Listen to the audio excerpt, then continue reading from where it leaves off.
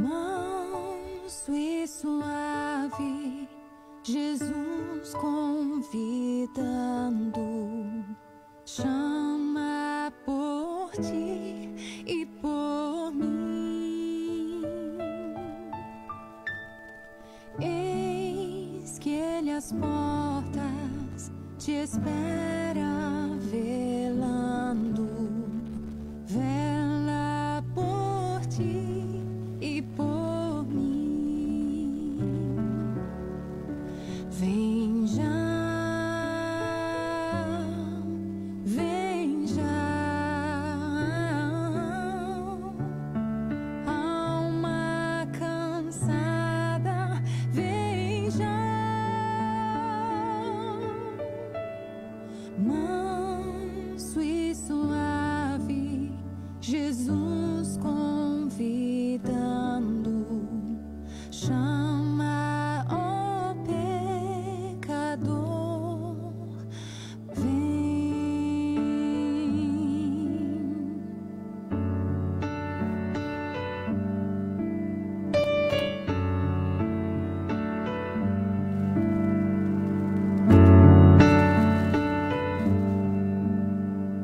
Busque ao Senhor.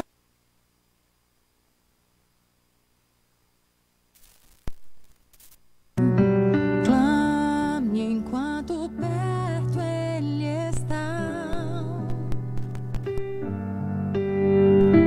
Ele jamais despreza quem o anseia.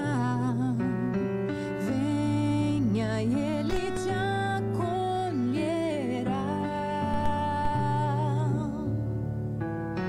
Dias virão em que as portas se fecharão.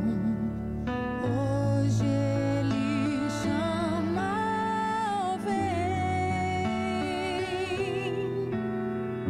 Seu perdão e graça Ele ainda oferece.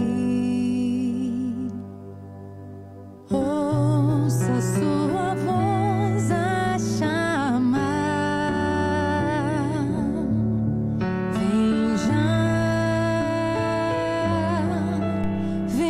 já,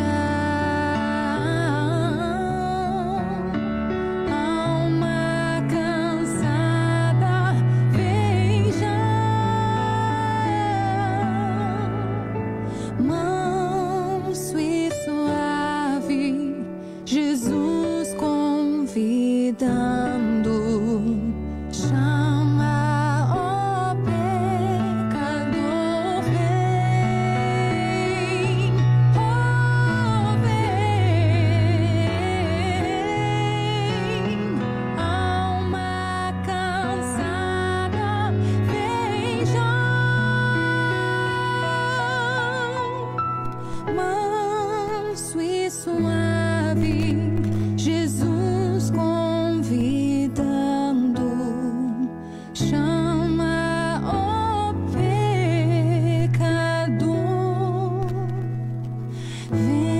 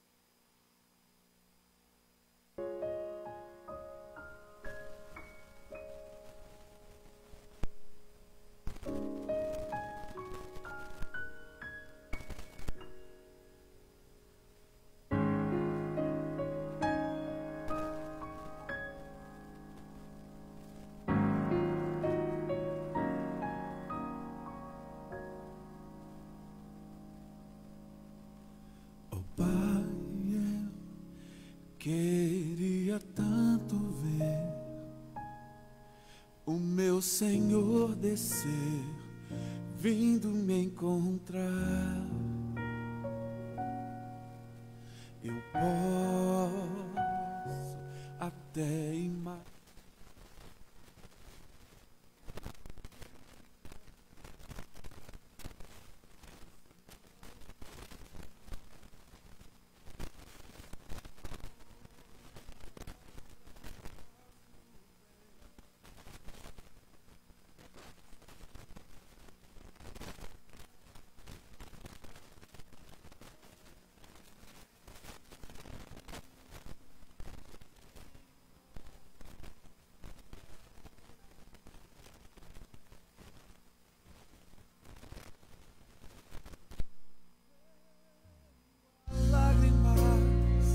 Sorrisos de alegria e de prazer. Eu que era cego agora posso ver, contemplar, contemplar, enfim. Por isso eu canto glória.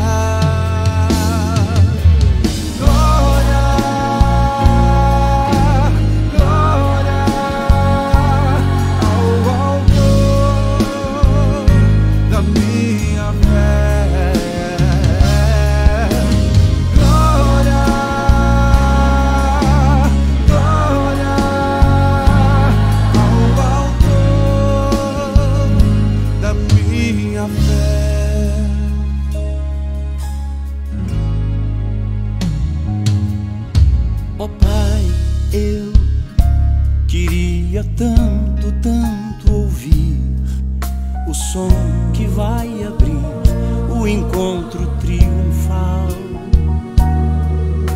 rever amigos que um dia em Cristo foram feitos meus irmãos, e agora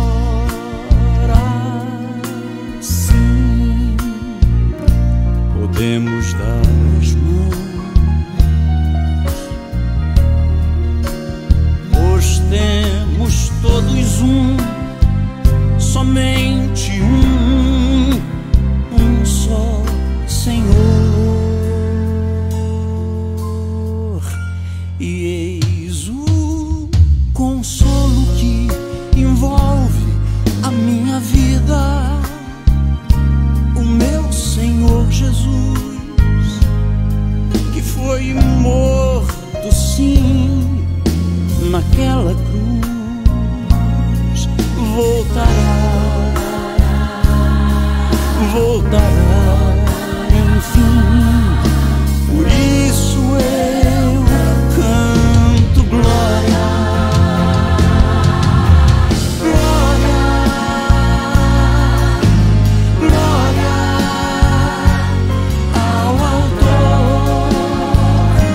Minha fé, glória, glória ao autor da minha fé.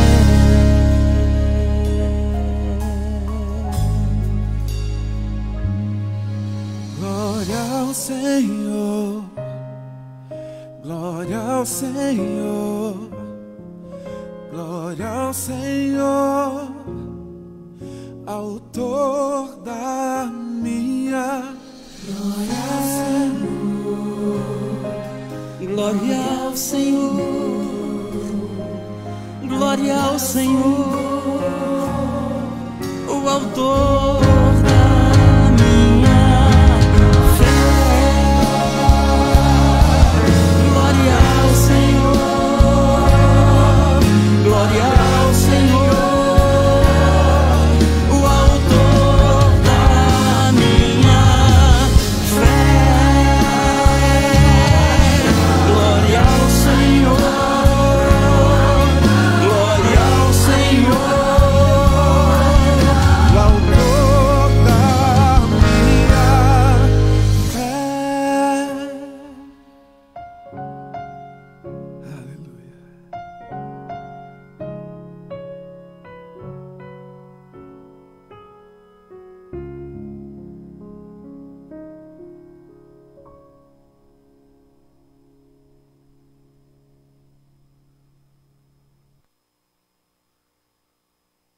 Transfira seu auxílio emergencial para o PicPay. Você não paga nada por isso, é de graça. E seu dinheiro cai na hora.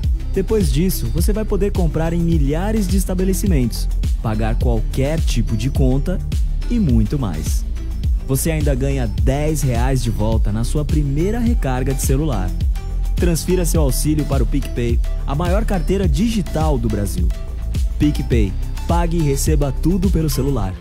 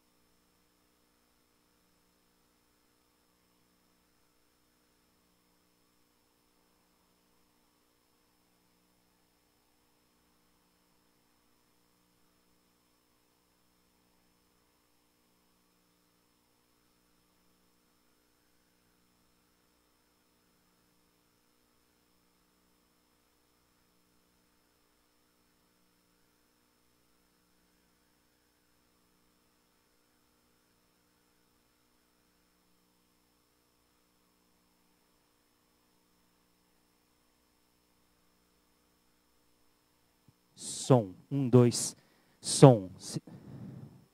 Som. 1, 2, 3.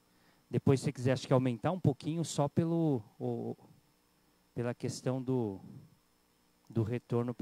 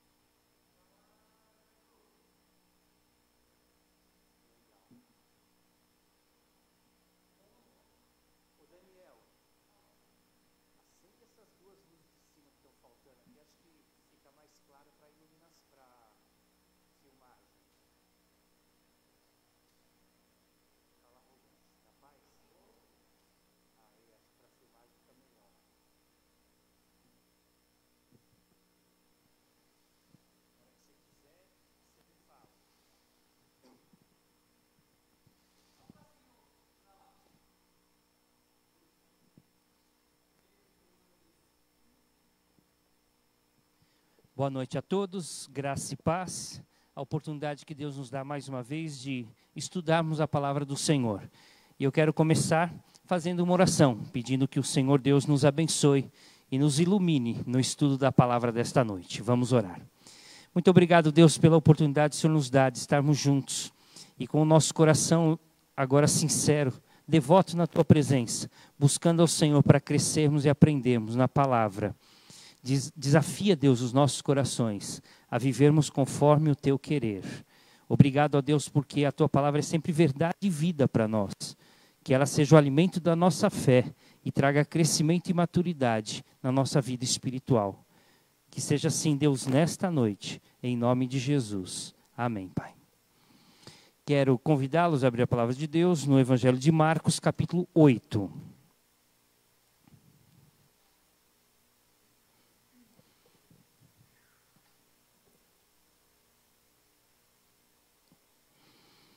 A partir do verso 31. Evangelho de Marcos, capítulo 8, verso 31 a 33. Nós temos estudado, às quartas-feiras, o Evangelho transformador a partir da visão do evangelista Marcos. E hoje nós vamos tratar um assunto bem interessante, quando Jesus anuncia para os seus discípulos a sua morte e ressurreição.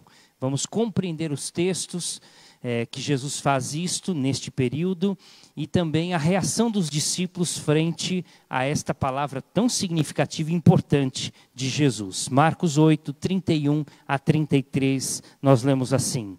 Então começou ele a ensinar-lhes que era necessário que o Filho do Homem sofresse muitas coisas, fosse rejeitado pelos anciãos, pelos principais sacerdotes e pelos escribas, fosse morto e que depois de 3 dias ressuscitasse. E isto ele expunha claramente, mas Pedro, chamando à parte, começou a reprová-lo. Jesus, porém, voltou-se e, fitando os seus discípulos, repreendeu a Pedro e disse: arreda, Satanás, porque não cogita das coisas de Deus, e sim das dos homens. Que assim Deus nos abençoe no estudo da palavra que temos a fazer. Amém? Jesus predisse a sua morte e ressurreição algumas vezes durante o seu ministério.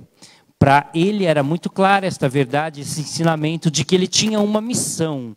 E a sua missão era o caminho da cruz, do sofrimento, conforme as predições já do Antigo Testamento e conforme os ensinos de Jesus no Novo Testamento, na sua palavra durante o seu ministério.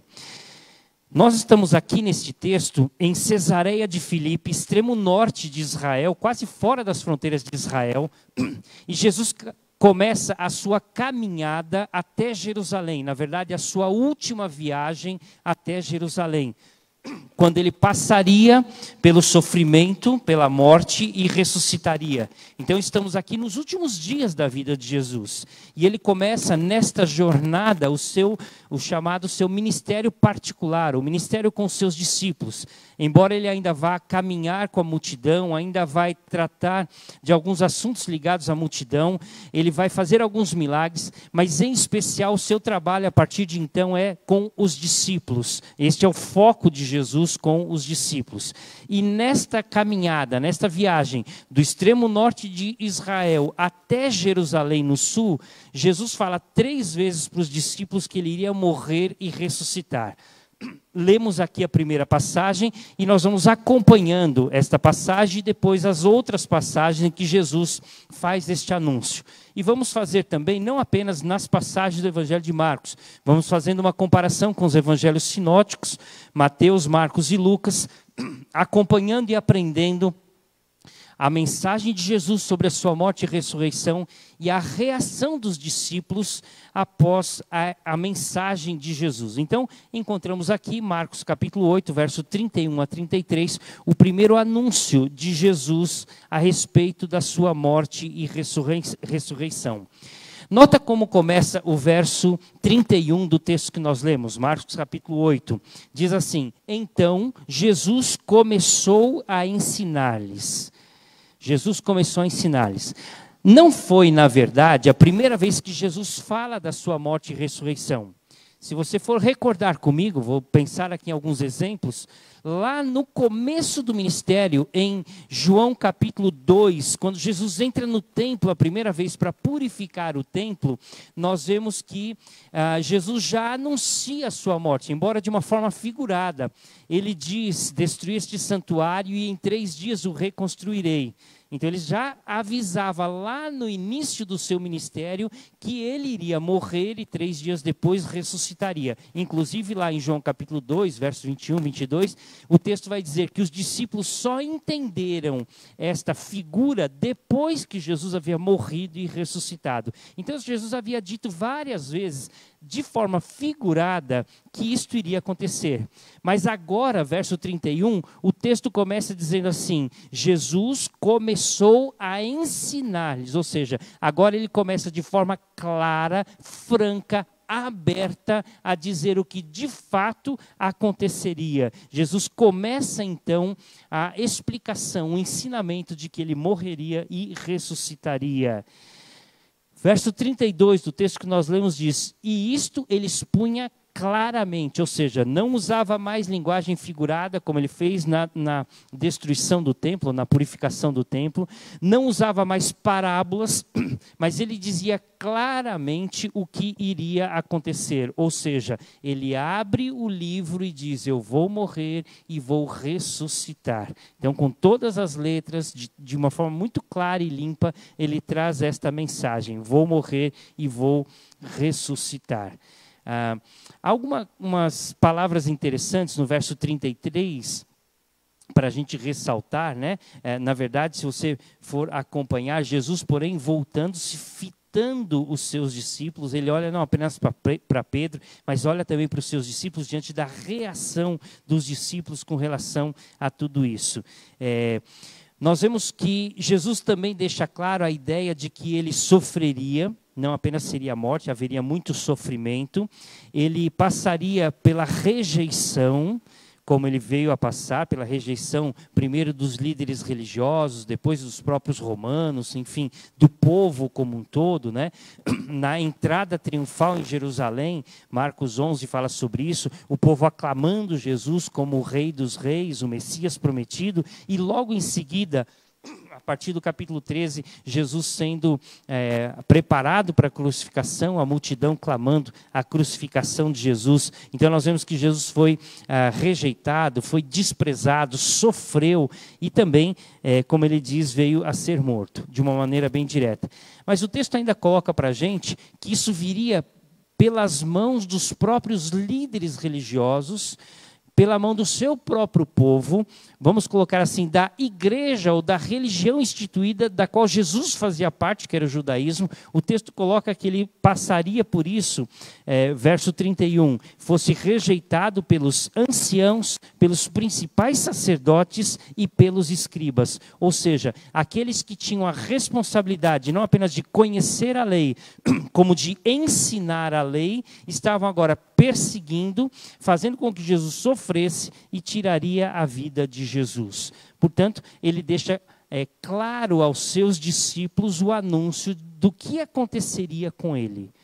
A reação dos discípulos, aqui num primeiro momento de Pedro, como eu disse, ele olha aos discípulos, mas é a reação primeiro do apóstolo Pedro. Veja o verso 33. Jesus, porém, voltando-se, Pedro chamou à parte, verso 32, né? Pedro chamando à parte começa a reprová-lo. E o 33, Jesus, voltando-se, fitando seus discípulos, repreendeu a Pedro. A primeira ideia aqui da reação dos discípulos, de Pedro em especial, é de reprovação a Jesus. Pedro chama Jesus à parte e reprova a Jesus, repreende a Jesus, como se Pedro tivesse autoridade de repreender a Jesus, diante da palavra de Jesus, de que ele morreria e ressuscitaria. Mateus acrescenta algo a mais, que Marcos não coloca, dizendo de que forma Pedro repreendeu a Jesus. Mateus 16, 22, Pedro diz para Jesus: tem compaixão de ti mesmo, Senhor. Isso de modo algum te acontecerá. Então Pedro repreende a Jesus dizendo: olha, isso não vai acontecer com o Senhor. Tenha compaixão do Senhor. Ou seja, o Senhor é o Messias, é o Filho de Deus. Isso não vai acontecer com o Senhor. O Senhor está acima de todas essas coisas. Mas, diz o texto, que Pedro repreende Jesus com essas palavras. E pensamos com relação a isso: quem é Pedro para repreender a Jesus? Quem é Pedro para reprovar Jesus diante da palavra e da afirmação de Jesus com relação às Escrituras? Será que Pedro não conhecia as Escrituras? Será que Pedro nunca tinha lido Isaías 53, que fala da figura do servo sofredor, que mostra claramente o sofrimento de Cristo, que fala da sua morte como um cordeiro manso que vai para o matadouro, que morre pelos pecados, pelas dores, enfim. Será que Pedro não conhecia as Escrituras a respeito da morte e ressurreição de Jesus Cristo, do Messias prometido? Como ele tinha então essa ousadia, esta coragem de repreender Jesus, dizendo: tem compaixão de ti mesmo, mestre, Senhor? Isso nunca vai acontecer com o Senhor. Mostra um total despreparo de Pedro e uma falta de conhecimento a respeito da verdade. Mas a resposta de Jesus a Pedro dá aquele puxão de orelha que é tão importante dentro do ministério de Cristo e em especial no colégio apostólico. Uma repreensão dura, severa, até por dizer. Verso 33, Pedro olha para os demais discípulos, Jesus olha para os demais discípulos, em especial para Pedro, e diz assim: arreda Satanás, porque não cogita das coisas de Deus, e sim das dos homens. Jesus tratou tudo publicamente, o texto coloca. Verso 32 começa: e expunha claramente a eles. Mas diz o texto que Pedro chama Jesus à parte, não muito longe, porque diz o texto que Jesus olha para os discípulos. Então eles estavam numa distância próxima, mas Pedro tira Jesus daquele grupo de pessoas e começa a trazer então essa palavra de repreensão e de reprovação. E Jesus responde a Pedro: arreda-te, Satanás. Vamos entender bem, não significa aqui nenhuma possessão demoníaca. Pedro não estava possesso por Satanás, como Jesus encontrou muitos possessos durante o seu ministério. Os próprios apóstolos encontraram possessos durante as suas missões e puderam, pelo poder de Deus, libertar essas pessoas. Então aqui não se refere a nenhum tipo de possessão, mas sim Pedro estava sob a influência de Satanás e havia cedido à tentação desta influência de Satanás e tentado afastar Jesus da cruz, que era, como todos nós sabemos, o objetivo principal de Satanás, afastar Jesus da cruz. Este era o objetivo desde o início do ministério. Lá na tentação, Satanás já havia prometido a Jesus o reino da terra, se ele pudesse adorar a Cristo, a Satanás, ou se ele se atirasse do pináculo do templo, né, os anjos o sustentariam. Então Jesus assim fugiria da cruz, Satanás de todas as formas tentando afastar Jesus da cruz. E agora já no finalzinho, quando Jesus começa a anunciar a sua morte, ele coloca no coração de Pedro, na mente de Pedro, esta mensagem: não, o Senhor não vai morrer na cruz. Então Jesus se vira para Pedro e diz: você está falando coisas que você não conhece, arreda-te, Satanás. Ou seja, a tua tentação, Satanás, não vale para mim, porque foi com certeza inútil. Jesus continuou caminhando a respeito do seu ministério e da sua missão. Jesus ainda diz: arreda-te, Satanás, não cogitas das coisas de Deus e sim das coisas dos homens. O não cogitar significa que você não compreende, você está mentalmente interessado ou disposto em outra coisa e não no reino de Deus. Ou seja, a tua visão, a tua intenção, a tua interpretação, a tua compreensão está ligada ao reino terreno e não ao reino celeste. Você cogita das coisas de Deus, a tua visão de Messias ainda é distorcida. Nós podemos ver que não só o apóstolo Pedro tinha essa visão, como também Jesus vai alertar com relação a Judas Iscariotes um pouco mais para frente, a ponto até de traí-lo diante da iminência da morte de Jesus. Mateus coloca um detalhe a mais que Marcos não coloca. Marcos coloca apenas isto: arreda-te, Satanás, porque não cogita das coisas de Deus e sim da dos homens. Mateus coloca um detalhe interessante, Mateus 16, 23. Jesus diz para Pedro: tu és para mim pedra de tropeço.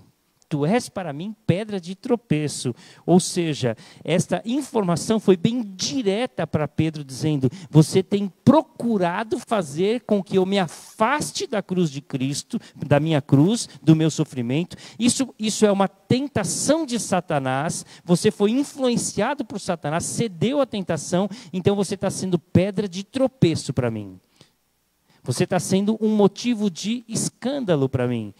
É interessante essa afirmação de Jesus em Mateus 16, porque um pouquinho antes, Jesus havia dito a Pedro: tu és Pedro, e sobre esta pedra edificarei a minha igreja. Mateus 16, 18. E alguns versículos para frente, 5 versículos para frente, aquele que era pedra de edificação, agora se transformaria em pedra de escândalo e pedra de tropeço, para mostrar como o ser humano tem a sua vulnerabilidade, como o ser humano é fraco. Ora ele está glorificando a Deus, ora ele está blasfemando contra Deus, como a palavra de Deus diz em muitos versículos. Na verdade, Pedro se tornou neste momento uma pedra de tropeço para Jesus, tentando afastar da cruz. Pedro vai responder a isso depois com mais maturidade, com uma experiência de fé diferente de como ele tinha agora, lá em 1 Pedro capítulo 2, versículos 6 a 8, da seguinte forma. 1 Pedro 2, de 6 a 8, ele vai responder assim: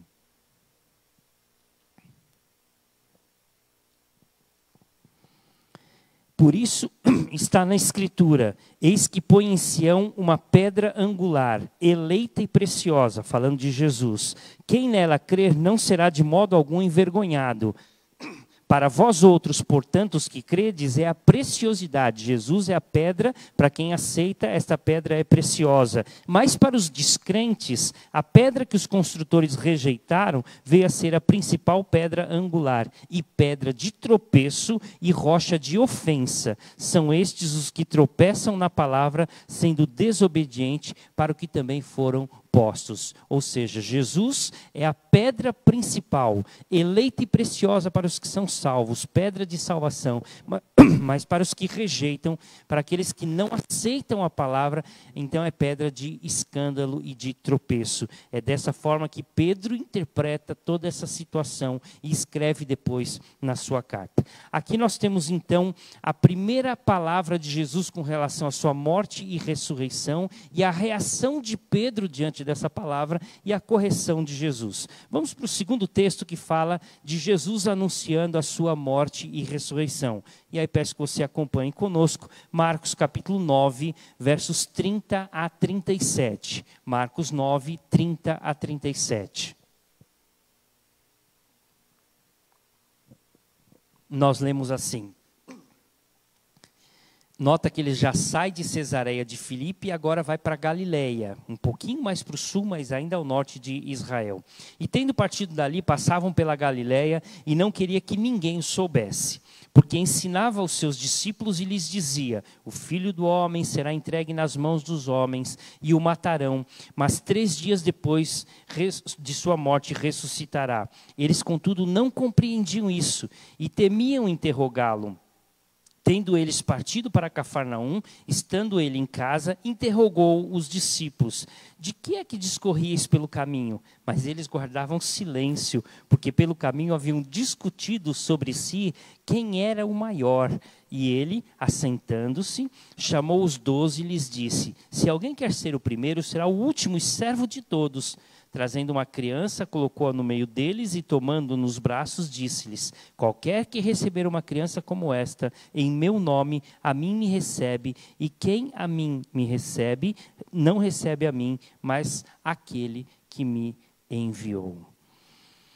Saem de Cesareia de Filipe, bem ao norte, extremo norte, param na Galileia, atravessam o mar, estão ali na Galileia, e Jesus novamente reúne com seus discípulos e diz: eu vou morrer e vou ressuscitar. É a segunda vez na viagem para Jerusalém que Jesus afirma de que ele morreria. Ele faz um acréscimo apenas aqui.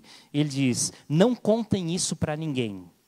E com certeza o objetivo de Jesus era continuar a sua viagem o mais tranquilo possível. Se é que isso daí era realmente possível, porque Jesus tinha uma popularidade muito grande e a multidão sempre corria atrás de Jesus. Mas ele não queria que nenhum tipo de distraição pudesse tirar de Jesus aqui o foco, né, de Jerusalém e da morte e ressurreição. Então ele diz: não contem para ninguém, para que eu não perca aqui a linha e o foco e o caminho. Então os discípulos, nesse ponto, guardaram com certeza o ensino que Jesus havia dito. Mas a reação dos discípulos frente à segunda palavra da morte e ressurreição, diante do anúncio da morte e ressurreição, a reação dos discípulos foi bem mais extravagante até do que a primeira. Vamos lá, a reação dos discípulos. Verso 32 aí de Marcos 9 diz assim: eles, contudo, não compreendiam. Primeira reação: não compreenderam. Ou seja, ainda com a clareza da palavra de Jesus, eu vou morrer e vou ressuscitar, o texto diz que os discípulos não compreendiam. Por que não compreendiam? Porque continuavam pensando no reino terreno. Era impossível pensar que o Messias prometido de Deus iria morrer. A ideia era muito clara para eles: ele sentaria no trono e governaria sobre Jerusalém, sobre toda a terra. E aí agora Jesus diz: eu vou morrer e vou ressuscitar, vou passar pelo sofrimento, vou ressuscitar. Os discípulos não compreendiam esta palavra de Jesus. Lucas acrescenta algo interessante a esta palavra de Jesus. Diz assim, com relação ao não compreender, Lucas 9:45, foi-lhes encoberto para que não o compreendessem. Foi-lhes encoberto para que não compreendessem. Há um duplo significado. Foi encoberto por quem? Primeiro, a gente sabe que Satanás, o texto bíblico diz isso, tem o poder de cegar a mente de muitos para que não compreendam a palavra de Deus. Pode ser que Satanás estivesse ali encobertando a verdade do sacrifício para que os discípulos desanimassem no caminho. Era, com certeza, algo que traria tristeza ao coração de Jesus e muito mais. Mas, possivelmente, a não compreensão aqui, ou foi-lhes encoberto, significa que os discípulos não conseguiam entender a ideia de que o Messias não sentaria no trono para reinar, e sim passaria pela morte. Isso não era compreensível para os discípulos. Eles não conseguiam aceitar esta verdade do anúncio de Jesus. Ainda diz o texto com relação à reação dos discípulos, Mateus capítulo 17, verso 23, que os discípulos ficaram muito tristes. Diz lá em Mateus 17, os discípulos se entristeceram grandemente diante do segundo anúncio. Ou seja, a cegueira do entendimento dos discípulos não permitia que eles vissem a glória da ressurreição. Eles estavam tão tristes com a palavra de Jesus, de que ele sofreria, de que ele morreria, que eles nem estavam dando ouvidos à sequência do ensino de Jesus, de que ele ressuscitaria. Eles estavam tristes, porque não queriam que Jesus passasse pelo sofrimento e que Jesus morresse. Na verdade, a ideia da morte de Jesus era o fim da esperança, porque Jesus, o Messias, era a esperança. Aqueles discípulos a caminho de Emaús anunciaram isso com clareza, quando eles disseram: toda a esperança nossa havia já morrido, porque Jesus morreu. Já fazia 3 dias que Jesus tinha morrido. Então a palavra dos discípulos, muito claramente, em Lucas 24, 21, foi: ora, nós esperávamos que fosse ele quem havia de redimir a Israel, mas depois de tudo isso, já é este o 3º dia que tais coisas sucederam. Ou seja, a esperança deles tinha ido embora. Jesus tinha morrido. Então os discípulos estavam tristes com o anúncio da morte de Jesus. Mateus fala sobre isso. Ainda lemos aqui no capítulo 9, versículo 32 do Evangelho de Marcos, uma outra reação dos discípulos frente ao segundo anúncio. Diz que os discípulos ficaram com medo de interrogar a Jesus. Verso 32, eles, contudo, não compreendiam isto e temiam interrogá-lo. Lucas 9, 45 repete a mesma coisa. Eles tinham medo de perguntar para Jesus por que ele tinha que morrer e por que ele iria ressuscitar. Eles já tinham sido advertidos severamente antes, em várias ocasiões. Eles tinham medo agora de perguntar para Jesus por quê. Pedro tinha sido repreendido severamente: arreda-te, Satanás, porque não cogita com as coisas de Deus, você tem sido pedra de tropeço para mim. Então agora eles se calaram para não receber nenhum tipo de exortação ou advertência a qual já tinham recebido. Ainda com relação à discussão ou à reação dos discípulos, para mim vem a pior reação até agora. Diz o verso 33 e 34 do texto que nós lemos: tendo eles partido para Cafarnaum, estando ele em casa, interrogou os discípulos: de que é que discorríeis pelo caminho? Mas eles guardaram silêncio, porque pelo caminho haviam discutido entre si sobre quem era o maior. Irmãos, Jesus está anunciando que iria sofrer, morrer e ressuscitar, e os discípulos estavam brigando para saber quem era o maior no reino dos céus. Impressionante. É algo realmente impressionante. Isso mostra uma falta de compreensão, como lemos no texto, uma insensibilidade com relação àquele momento de forma muito grande. Lucas 9:46 é mais agressivo com relação a isso, porque diz que eles começaram a debater, a discutir. A palavra discutir significa debater, disputar, contender. Eles começaram a brigar entre si verbalmente para saber quem era o maior no reino dos céus. Irmão, Jesus está anunciando a sua morte e ressurreição, que é o apoio, que é a oração, que é a compreensão, que é que os discípulos estejam do seu lado, como ele diz no jardim do Getsêmani: vigiai e orai comigo. E os discípulos deixam de lado toda essa compreensão e ajuda e agora começam a discutir, debater sobre quem era o maior no reino dos céus.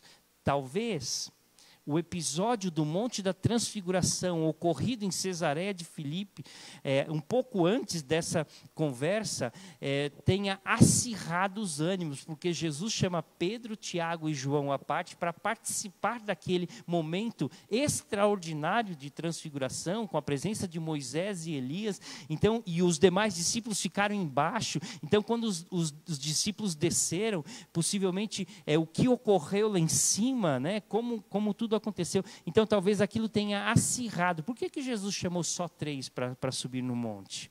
Por que nós todos não subimos? Então começou aquela discussão entre qual deles era o mais importante. Nós vemos que Pedro tinha sido protagonista da primeira palavra, quando Jesus diz, arreda de Satanás, e daqui a pouco vamos ver que Tiago e João, os outros 2 que estavam lá no alto do monte, também são protagonistas da mesma história, do mesmo jeito. Então a discussão deles se torna algo totalmente infantil, inútil, sem lugar, sem sentido, querendo saber quem é o maior no reino dos céus. E Jesus responde de 2 formas a esta reação dos discípulos. A reação da não compreensão, a reação da tristeza deles, a reação do medo de perguntar o que estava acontecendo e a reação de ficarem discutindo sobre quem era o maior. Aliás, discutir escondido de Jesus. O texto diz que enquanto eles estavam no caminho, eles ficavam discutindo entre si e Jesus, com certeza, sabendo todas as coisas, perguntou, o que vocês estavam discutindo pelo caminho? E diz a palavra, eles ficaram em silêncio, porque eles ficaram com medo. Não era a hora, não era o lugar, não era o jeito, não tinha. E eles ficaram com medo e não colocaram diante de Jesus. Então a resposta de Jesus podemos dividir em 2 partes. Humildade e serviço. Mateus 18 fala de humildade. Mateus 18, versículos 3 a 5, nós lemos assim. E disse... Em verdade vos digo que, se não vos converterdes e não vos tornardes como crianças, de modo algum entrareis no reino dos céus. Portanto, aquele que se humilhar como esta criança, esse é o maior no reino dos céus. E quem receber uma criança tal como esta, em meu nome, a mim me recebe. Então, a primeira lição de Jesus, quando ele pega uma criança para responder aos discípulos sobre quem era o maior, ele pega a criança e diz, a humildade, ou o humilde de coração é o maior. O humilde de coração. E ele pega a criança e diz, a criança representa esta humildade. Não quer de maneira nenhuma ser maior, ser superior, se aparecer, se orgulhar, ficar arrogante diante da situação. Então, a primeira lição de Jesus é a humildade.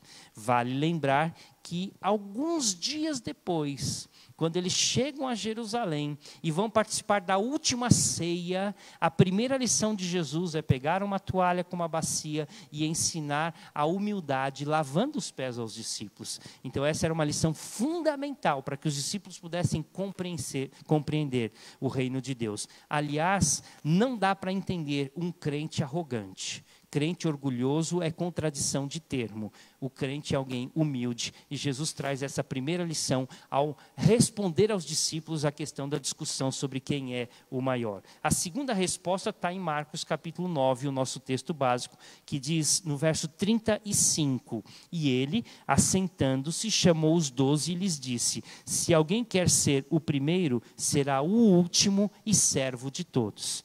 A segunda lição é serviço. Junto com a humildade, o serviço. As 2 lições estão muito ligadas, porque só serve quem é humilde serve. Com certeza, as 2 lições estão muito ligadas dentro da compreensão daquilo que Jesus traz aos seus discípulos. Isso também é ensinado lá quando Jesus está na ceia, lavando os pés dos seus discípulos, junto com a humildade, o serviço. E vale lembrar que o maior serviço de todos foi o de dar a sua própria vida, como Jesus vai ensinar um pouco mais para frente. A lição da humildade de Jesus e do serviço de Jesus era o que os discípulos precisavam compreender. Se vocês quiserem ser o maior no reino dos céus, então vocês vivam uma vida de humildade e sirvam a Deus e ao próximo com amor e dedicação.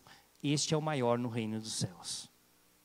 A terceira palavra de Jesus, da sua morte e ressurreição, o terceiro anúncio, está em Marcos capítulo 10. Então convido você a abrir em Marcos capítulo 10, a partir do verso 32. Marcos 10, 32. Diz assim o texto: estavam de caminho subindo para Jerusalém. Nota que eles já estão bem próximos a Jerusalém. E Jesus ia adiante dos seus discípulos. Estes se admiravam e o seguiam, tomados de apreensões. E Jesus, tornando a levar à parte os 12, passou a revelar-lhes as coisas que lhe deviam sobrevir, dizendo: eis que subimos para Jerusalém, o Filho do Homem será entregue aos principais sacerdotes, aos escribas, condená-lo-ão à morte e o entregarão aos gentios. Hão de escarnecê-lo, cuspir nele, açoitá-lo, matá-lo, mas depois de 3 dias ressuscitará. Então se aproximaram dele Tiago e João, filhos de Zebedeu, dizendo: mestre, queremos que nos conceda o que vamos te pedir. E ele lhes perguntou: que quereis que eu vos faça? Responderam-lhe: permita-nos que na tua glória nos assentemos, um à tua direita e outro à tua esquerda. Mas Jesus lhes disse: não sabeis o que pedis. Podeis vós beber o cálice que eu bebo, ou receber o batismo com que eu sou batizado? Disseram-lhe: podemos. Tornou Jesus: bebereis o cálice que eu bebo, e recebereis o batismo com que sou batizado. Quanto, porém, ao assentar-se à minha direita ou à minha esquerda, não compete concedê-lo, porque é para aqueles a quem está preparado. Ouvindo isso, indignaram-se os 10 contra Tiago e João. Mas Jesus, chamando-os para junto de si, disse-lhes: sabeis que os que são considerados governadores dos povos têm-no sob seu domínio, e sobre eles os seus maiorais exercem autoridade, mas entre vós não é assim.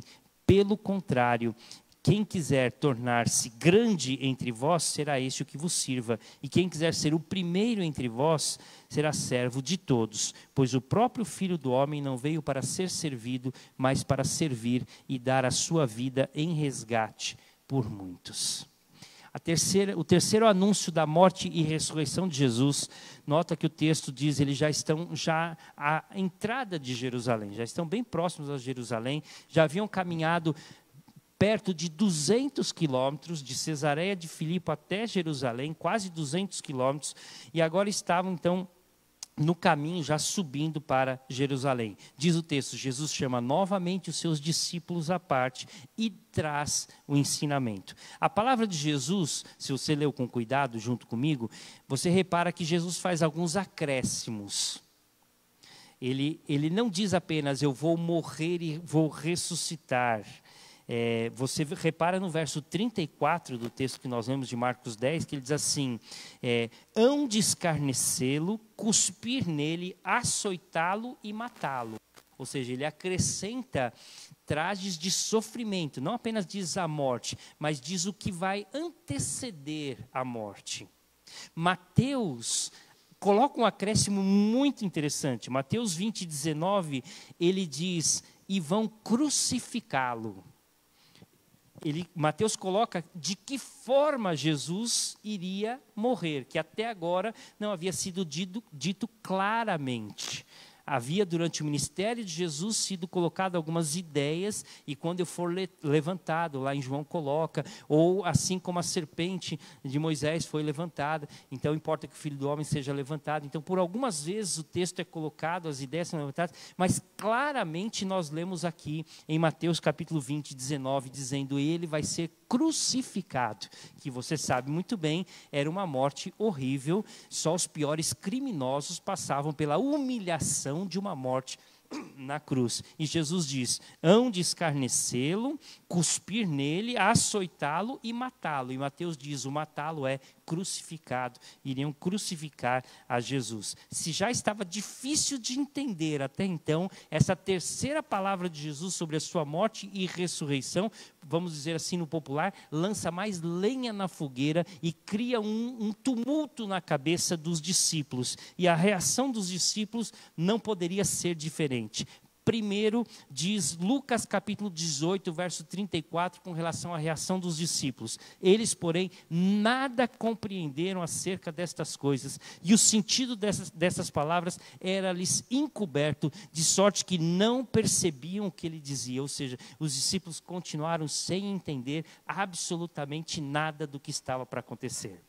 não cabia na compreensão. E de novo a ideia era-lhes encoberto, dizendo, a razão não permitia que eles entendessem o que a fé com certeza estava para acontecer. O que ia acontecer. A reação de Pedro no jardim do Getsêmani mostra isso claramente.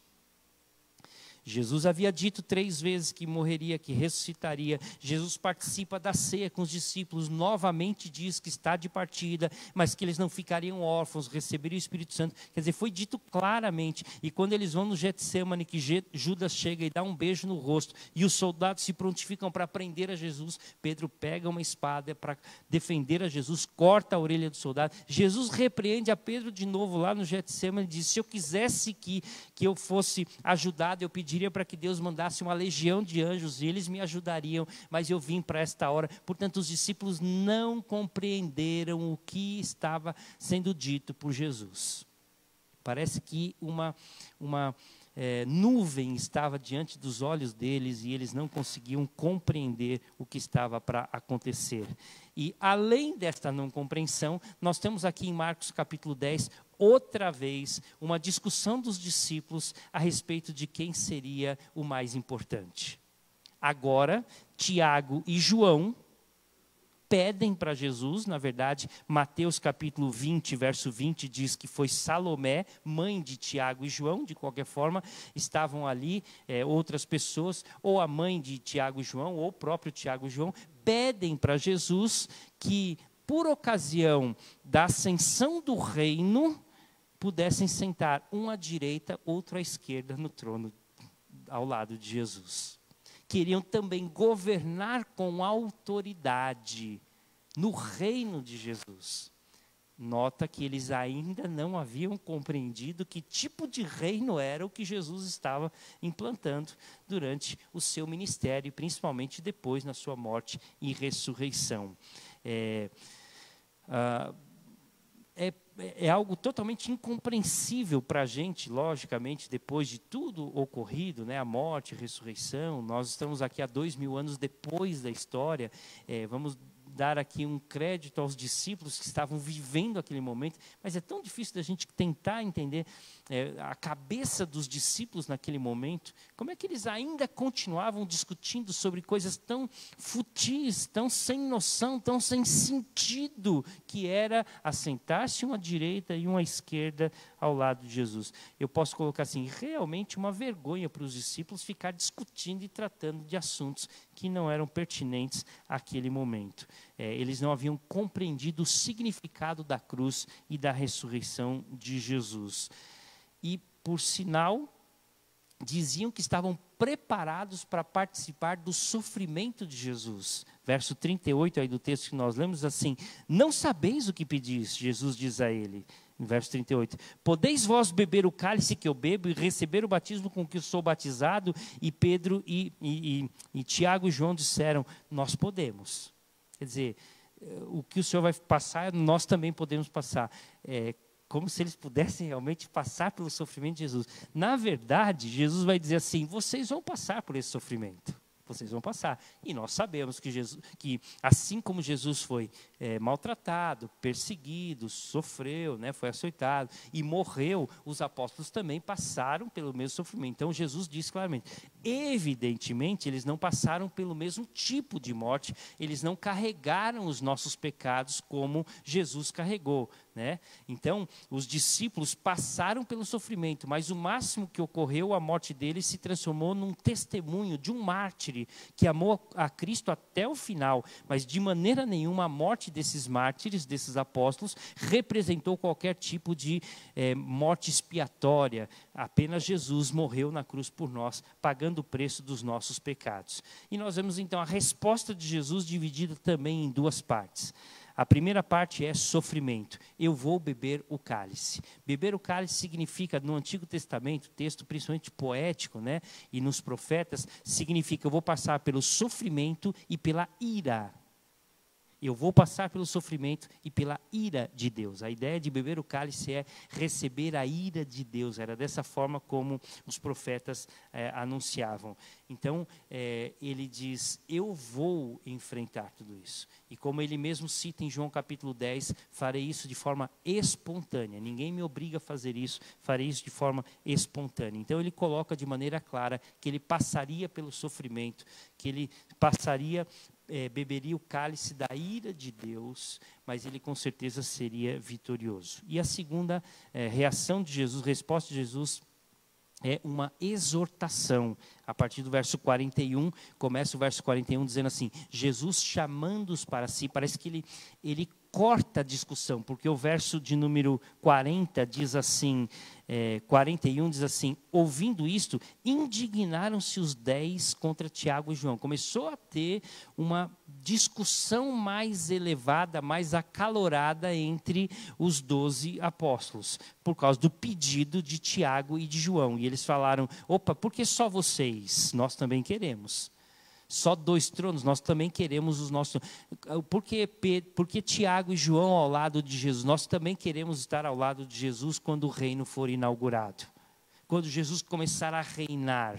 Essa era a compreensão deles. Jesus corta a discussão, verso 42 diz, ouvindo isso, 42, mas Jesus chamando-os para junto de si, essa palavra chamar para junto de si significa, Jesus ministrou consolação, a ideia é essa, ele chamou para perto de si, como se ele pudesse abraçar aos seus discípulos e trazer consolo e ensino, exortação amorosa, e diferente das exortações anteriores, esta exortação é bem mais amorosa. Num primeiro momento ele fala para Pedro, arreda-te Satanás, mas agora ele diz aos discípulos, sabeis que os que são considerados governadores dos povos têm sob seu domínio, e sobre eles os seus maiorais exercem autoridade, ou seja, entre os homens, o governo dos homens, há hierarquia, um domina sobre o outro, isso é real, isso é normal, mas entre nós não é assim. Quem quiser ser o maior, seja servo de todos, quem quiser ser o primeiro, seja o servo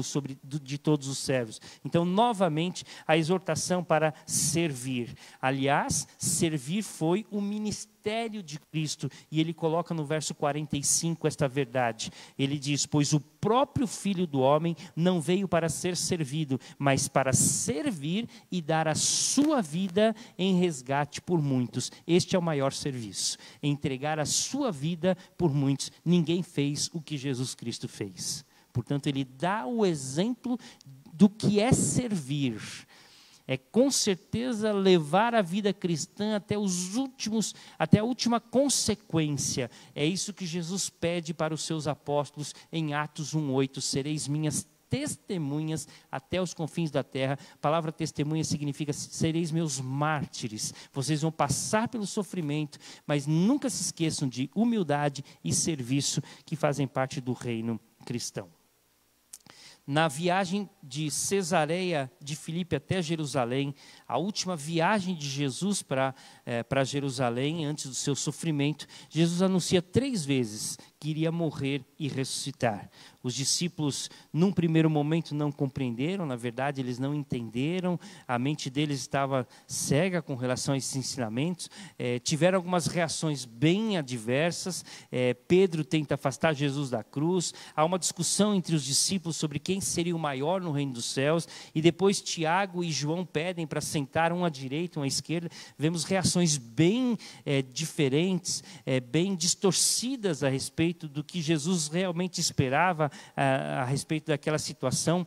Talvez a palavra de Jesus aos discípulos a caminho de Emaús possa resumir perfeitamente o que Jesus queria dizer àqueles discípulos naquele momento. Ó nécios e tardos de coração, para crer tudo que os profetas disseram, porventura não convinha que o Cristo padecesse e entrasse na sua glória? Ou seja, vocês não entenderam as Escrituras, o coração de vocês não consegue compreender, vocês são nécios de compreensão. Lucas 24, versículos 25 e 26. Na verdade, quando Jesus ressuscita e aparece aos discípulos, Aí em Marcos capítulo 16, verso 14, Jesus apareceu aos 11 quando estavam à mesa e censurou-lhes a incredulidade e a dureza de coração. De fato, eram discípulos ainda de coração duros, incrédulos e precisavam passar por uma transformação mais completa. O que vem acontecer um pouco mais adiante, no dia de Pentecoste,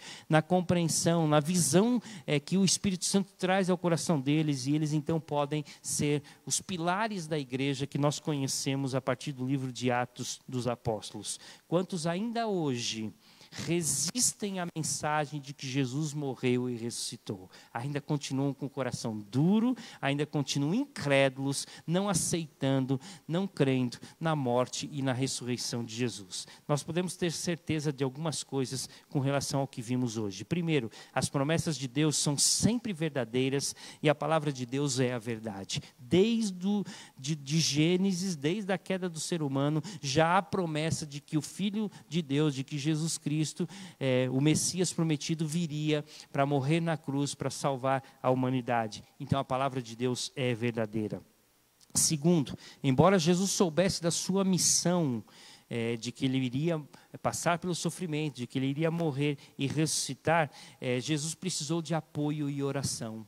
Isso fica claro no jardim do Getsêmani, quando ele chama os seus discípulos para orar e diz: vigiai e orai comigo. Quer dizer, eu preciso de ajuda, minha alma está angustiada, profundamente angustiada até a morte. Vigie e orem comigo. Quer dizer, mesmo sendo o Messias, o Filho de Deus, Jesus passou pela dor, pelo sofrimento. Ele não passou desta forma sem sentir nada. Foi realmente algo muito triste, muito forte para Jesus. Então ele precisou do apoio dos seus discípulos, que falharam em muitas ocasiões, principalmente nessas 3 que analisamos. Terceira conclusão aqui: Jesus morreu e ressuscitou porque Ele nos amou e garantiu para nós a salvação e o perdão dos nossos pecados. Ele não desviou o seu foco. Ele foi em frente e cumpriu a sua missão. E por último, os discípulos, após compreenderem o que de fato Jesus disse aqui, que morreria e ressuscitaria, eles se tornaram de fato homens de fé, deram início à igreja cristã e se tornaram os pilares da igreja cristã como nós conhecemos. Podemos dizer hoje que a nossa fé está baseada no ensinamento dos profetas e dos apóstolos, como a palavra de Deus coloca para a gente. Então, de fato, embora no começo eles titubearam na fé, muitos de nós também caminhamos assim. Na verdade, eles se tornaram homens valiosos, preciosos, ungidos, usados por Deus no início da igreja cristã. Pedro, Tiago, João, os protagonistas dessas histórias, e os demais apóstolos, evidentemente, com exceção de Judas Iscariotes, os demais apóstolos, os primeiros cristãos, se tornaram homens, mulheres valiosos na ministração, na pregação da palavra do Senhor. Então, que Deus nos dê compreensão da palavra e nos dê ousadia, como estes homens, ao compreenderem a verdade, tiveram na ministração da palavra, no anúncio da morte e da ressurreição de Jesus. Deus abençoe a todos. Vamos orar? Obrigado, Deus, pelo cuidado que o Senhor tem conosco, pela compreensão da palavra, pela ministração que o Senhor dá aos nossos corações. Pedimos que o Senhor possa nos ensinar cada dia a verdade cristã, para que, ao entendermos e compreendermos pela direção do Senhor, possamos ser fiéis testemunhas, levando adiante esta mensagem valiosa da palavra do Senhor.